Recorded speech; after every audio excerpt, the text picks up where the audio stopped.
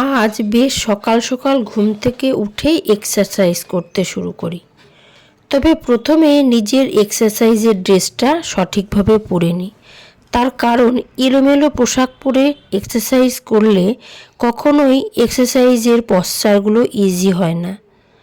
প্রায় 15 থেকে 20 রকম এক্সারসাইজ আমি প্রতিদিন করে থাকি। এরপর উষ্ণ গরম জল খাই। তবে আজকের জলটা আমি একটু অন্যরকমভাবেই তৈরি করি। প্রথমে গ্লাসে গরম জল নিয়ে তাতে পরিমাণ মতো ঠান্ডা জল মিশিয়ে নিই। এরপর এতে আগের রাতে ভিজিয়ে রাখা চিয়া সিড 2 চামচ দিয়ে দিই, আর দিই 1 চামচ মধু আর 2 টুকরো লেবুর রস। ব্যাস, ভালো করে গুলে নিয়ে ঢকঢক করে খেয়ে নিই। চিয়া সিড, মধু আর লেবু তিনটেই শরীরের জন্য খুবই উপকারী, আর এতে প্রচুর ফাইবার, ভিটামিন আর কার্বোহাইড্রেট থাকায় বেশ অনেক সময় কিন্তু পেটটা ভরা ভরাও থাকবে।